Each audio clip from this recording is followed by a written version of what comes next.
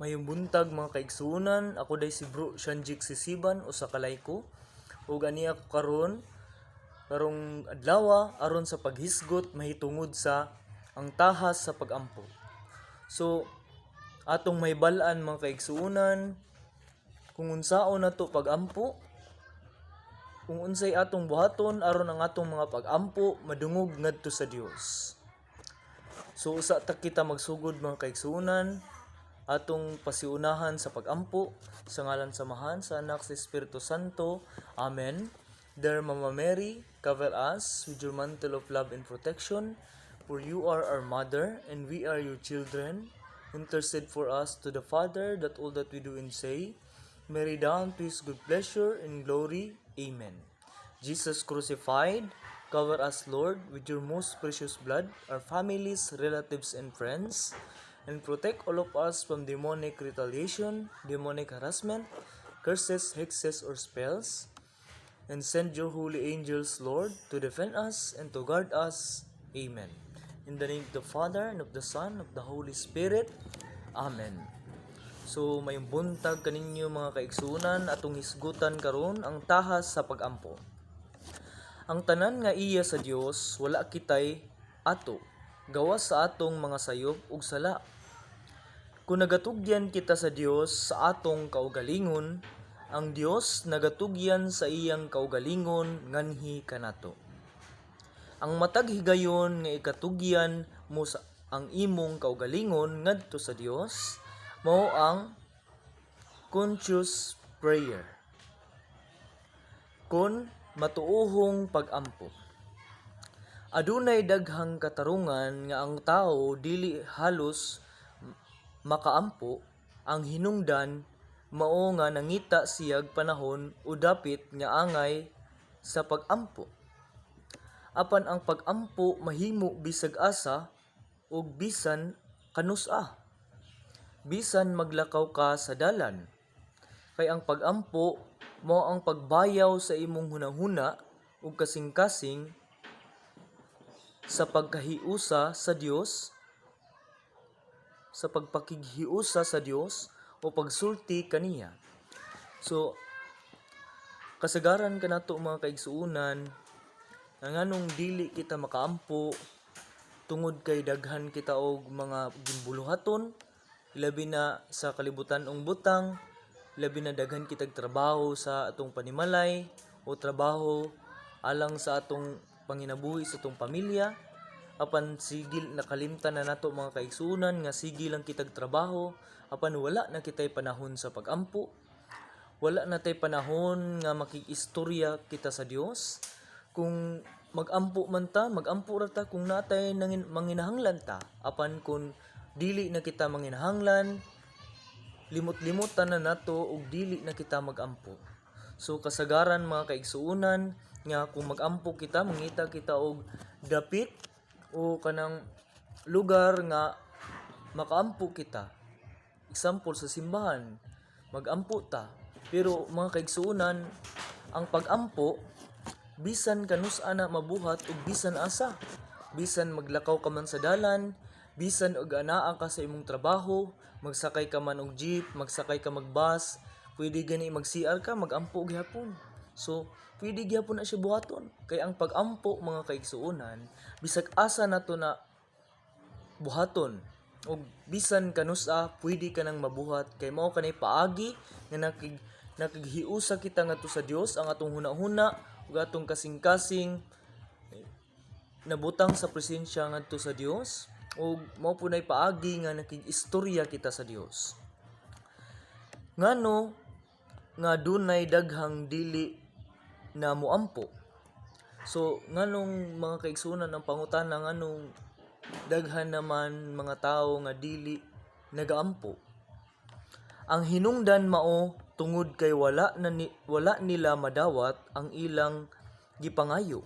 So kasagaran mga kaigsuunan nga nganong ang mga tao wala na sila gaampo tungod kay ang sa sinugdan kung nagampo sila apan sige sila pag-aampo apan wala gidungog ngadto sa Dios. So mao nang ang mga tao nang luod mo na nga wala na sila nagaampo. Busa nagtuo sila nga wala maani ug bunga ang pagampo. Mo na nga wala sila nagampo mga kaigsunan tungod kay ang ilang mga pagampo wala gidungog ngadto sa Dios. Ania ang kondisyon nga gikinahanglan sa tao aron ang iyang pagampo gawas nga madungog ug kahimut-an sa Dios. Nadawat usab niya ang iyang gipangayo.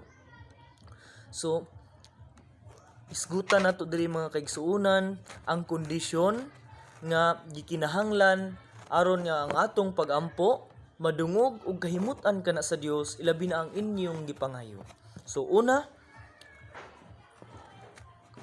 ka mangayo sa Ginoo, maghinulsol ka, manlimbasog ka sa pag-usab sa imong kinabuhi. So mga kaigsuonan, una ka magampo ug mangayo ngadto sa Dios. Kinahanglan maghinulsol ka sa imong mga kasalanan ug aron nga ang atong mga pagampo madawat madungog ngadto sa Dios ug ang atong gipangayo ihatag kana sa Dios. Manuol kamo sa Dios ug siya muduol kaninyo. Apan kung muduol kita sa Dios mga kaigsuonan, una maghinulsol kita, tapos magampo ta, muduol ta ngadto sa Dios aron nga muduol usab siya kanato. Apan buhata una kini, hinlui ang inyong mga kamot nga makasasala ug ulaya ang inyong kasing-kasing kamo nga magduha-duhaon ug hunahuna. So mga kaigsuonan, hinluan nato ang atong kaugalingon, ang atong kamot nga mga makasasala, kita nga makasasala, maghinulsol kita. Hinluan nato ang atong kaugalingon ug atong putlion ang atong mga kasing-kasing aron nga ang atong mga pagampo madungog ngadto sa Dios. So magkinabuhi kita grasya mga kaigsuonan, magkinabuhi kita sa kabubut-on ngadto sa Dios. Mabasa kana nato sa Santiago 4 versikulo 8. So ang ikaduha mga kaigsuonan, magpaubos ka sa imong espiritu. Ayaw pagpahitaas sa imong kaugalingon at tubangan sa Dios ni sa imong isig katawo. So mga kaigsuonan, magpaubos usab kita mga kaigsuonan sa atong kaugalingon, sa atong espiritu ug anang dili kita magpahitason at tubangan sa Dios. So dili kita ma-pride mga kaigsuonan o kabalo pud ta maghulat, kabalo pud ta magpaabot sa atong gipangayo ngadto sa atong Ginoo. So kinahanglan nga atong buhaton mga kaigsuonan nga kung natay pangayoon sa Dios, magpaubos kita kanunay o dili kita magpahitason at tubangan sa Dios. Gibatukan sa Dios ang mapahitason apan maghatag siya grasya niadtong mga mapaubsanon. Santiago 2:4 versikulo 6. Ang gibatukan niya ang mga mapahitason mga kaigsuonan apan muhatag ang Ginoo ug grasya sa taong mapahubsanon. Mabasa kana nato sa Santiago versikulo 4 hangtod sa 6. Ikatulo, kinahanglan ang labing ikaayo nimo ang imong gipangayo sa Dios. Ug kung mangayo pud ta mga kaigsuonan, kinahanglan ang atong pangayoon pod ato pong balansiyon nga ang gipangayo nato sa Ginoo makaayo pud kanato. Kay kun mangayo tas Ginoo apan nakita ka na sa Dios og nga dili ka na makaayo kanato, dili na niya ihatag kanato. May mas labing maayo mga kaigsuonan nga siya'y magbuot kung unsa iyang ihatag kay kana sigurado maayo gid kaayo na. Dunay mga gipangayo nato nga daw maayo apan ikadaot sa atong kalag. So tama mga kaigsuonan nga duna kitay mga gipangayo apan sa inyong pananaw makaayo apan kana sa atong kalag makadaot kana. Pasagdi nga ang Dios mao'y magabuot sa iyang paghatag, kay kini ang labing maayo nga imong madawat. So sa gisgutan na nako kagayina mga kaigsuonan nga mas maayo nga ang Dios ang magbuot kung unsa iyang ihatag, kay kana sigurado mas labing maayo gayud na. Ang kaluwasan mao'y unang labing maayo, ang uban ipakapin lang kana sa Dios. So tama mga kaigsuonan, ang labing pinakamaayo gayud nga ihatag sa Dios ang kaluwasan. Ug ang kanang mga uban nga imong gipangayo, ang uban nga gipanghatag niya kanimo, ipakapin lang na niya. Murag nang isabay na niya paghatag, dili lang na niya butuhon paghatag. Siya na mahibalo mga kaigsuonan kung unsa ihatag niya kaninyo na labing maayo nga dili makadaot sa inyong kalag. Pangitaan ninyo pag-una ang gingharian sa Dios ug ang tanang pagkamatarong, kay ang tanan ninyong gikinahanglan igadugang lamang. Mabasa kana nato sa San Mateo 6 bersikulo 13.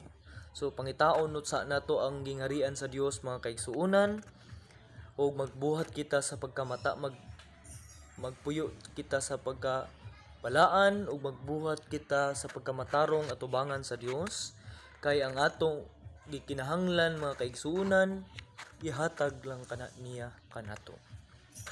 Basa kana nato sa Mateo 6 bersikulo 33. Ikaupat, hugot ang imong pagtuo kun duna kay gipangayo, ug kun duna pud kitay mga gipangayo mga kaigsuonan, kinahanglan kun mangayo pud kita sa Dios, hugot pud ang atong pagtuo ngadto sa Dios. Dili kita maduha-duhaon, ug usa pa anang kung mangayo kita sa Dios, anang gikaingon ko na kagaina, kinahanglan nga magpuyo kita sa pagkamatarong ug magpuyo kita sa pagkabalaan. Apan papangayua siya nga may hugot nga pagtuo, dili gayud magduha-duha, kay ang nagduha-duha sama sa balod sa dagat nga ginatugod sa dagat o gitapya-tapya. So mga kaigsuonan, sa gikaingon ko na, kinahanglan hugot ang atong pagtuo mga kaigsuonan, ug dili kita maduha-duhaon, kay kung maduha-duhaon kita mga kaigsuonan, sama kita sa gitukod sa dagat o gitapya-tapya, sama kita sa balod mga kaigsuonan nga nang naibitay gitukod sa balod, tapos giwaskag nya gitapya-tapya, bungkag dayon. So walay hugot nga pagtuo ug walay hugot nga pundasyon ang atong pagtuo ngadto sa Dios. Mabasa kana nato sa Santiago 1 bersikulo 6. Si Jesus mingon, sa tanang mga butang nga inyong pangayoon sa pagampo, kun adunay pagtuo, inyo kanang madawat. San Mateo 21 bersikulo 21. So mga kaigsuonan, kung sa tanan natong gipangayo ngadto sa Dios, apan inubanan kana nato sa dakong pagtuo, hugot ug pagtuo, ato kanang madawat mga kaigsuonan. San Mateo 21 bersikulo 21. So ang ikalima mga kaigsuonan, ang imong pagtuo sa imong pagampo buhata. Sama pananglit kung nagtuo ka nga ang usa ka masakiton andam ug mamaayo siya sa pagampo, buhata ang pagampo kaniya. Kung nagtuo ka nga makakaplag siya og trabaho, pangitaa ug pagbudlay. So mga kaigsuonan, nga kung ang atong pagtuo, nagtuo kita nga ang atong pagampo nga matuman gayud na, walay pagduduha, sigurado matuman gayud na og ihatag gyud kana sa Dios kanato. Og example mga kaigsuonan, kung nagtuo kita nga kanang giampo nato ng nay magmasakiton, iampo nato siya nga mamaayo siya, iampo siya, o sigurado mamaayo gayud na siya sa ngalan sa tong Ginoo. Iampo nato siya mga kaigsunan, o pananglitan pud magampo pud kita mga kaigsunan, pananglitan wala tay trabaho, nawad-an tag trabaho, magampo pud kita ug mangita ta aron makakaplag kita og trabaho. Ang Dios nagaandam sa labing maayo alang kanimo. Ang magatuo kanako matud pa ni Hesus, magabuhat sa mauusab nga gibuhat ko. So mga kaigsunan, ang nagtuo kang sa tong Ginoong Hesukristo mga kaigsunan, magbuhat pud sa sama sa gibuhat ni Hesus sa pagpuyo sa pagkinabuhi, pagpuyo sa pagkabalaan, pagsunod sa iyang kabubuton nga aniya pa siya dinhi sa yuta, ug paghigugma sa Dios, pagsangyaw ngadto sa pulong sa Dios. So dili lang kay kana maglakaw-lakaw kang mga igsuunan, magsangyaw ka, ang atong buhaton labi na ang atong sangyawan ang atong matag pamilya. So sila atong pahinumduman mga kaigsuunan nga kanunay dapat ang magampo, ug kay mao kanay atong armas laban sa atong kaaway nga mao ang mga demonyo. So mga kaigsuunan, mabasa kana nato sa San Juan 4 bersikulo 12. Ang ikaunom nga mga kaigsunan, ang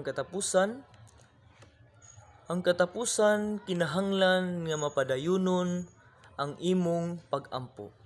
Ug mga kaigsunan, kinahanglan pud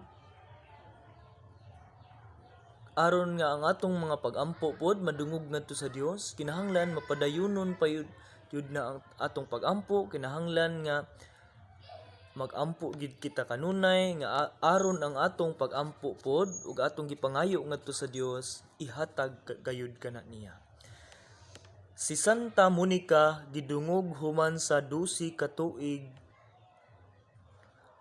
Si Jesus miingon, magampo kanunay ug dili magkaluya. Lucas 18:1.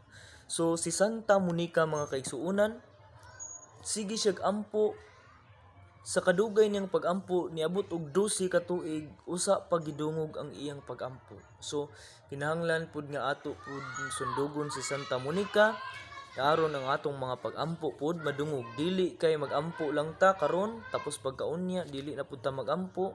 So anaag gayud kana nato mga kaigsuunan, mabuhat gayud nato na, pero magmaningkamot ta mga kaigsuunan, kay ang pag-ampo mga kaigsuunan mao kanay laban nato, hinagiban nato ngadto sa atong kaaway, ug mao kanay paagi nga nakigistorya kita sa Dios. Ug ningon si Jesus mga kaigsuunan, magampo kita kanunay aron dili kita magkaluya. So mao pud ang giingon niya diha sa San Mateo 26 bersikulo 40 hangtod sa 41, nga ningon siya sa iyang mga tinun-an nganong nangatulog kamo, pagtukaw ug pagampo kamo aron dili kamo madaog sa pagsulay. So naa diya ang pagampo mga kaigsuunan aron nga dili kita magkaluya, andam ang atong espiritu pero luya ang atong lawas, aron ang atong lawas mabaskog, kinahanglan magampo pud kita mga kaigsunan, kay mao kanay armas nato laban ngadto sa pagsulay sa tentasyon. So mga kaigsuunan, atong hinumduman mga kaigsunan nga aron ang atong mga pag-ampo madungog ngadto sa Dios, mangayo ta ngadto sa Dios aron ihatag pud niya ang atong pangayoon.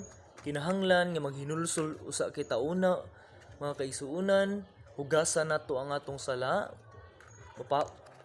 Gusto ta nga mapasaylo ang atong sala, adto tad ngadto sa pari, kumpisal ngadto sa pari aron malimpyo ang atong kalag, og magampo pud kita kanunay, og magsimba pud kita kanunay, og magbuhat kita og mga maayong buhat ilabi na sa tong isig ka tawo, og magampo kita kanunay labi na sa pag-ampo og santos nga rosaryo.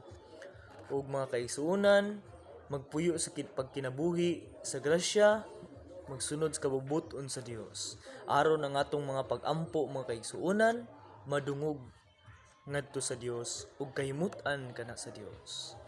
So mao lang to mga kaigsuonan. Daghang salamat ug maayong buntag kaninyo ug salamat kay sa tanan. Hinaot nga inyo intang masabtan ang akong gitapik karon dinhi. Daghan kayong salamat, dalaygon ang Dios. Salamat sa Dios.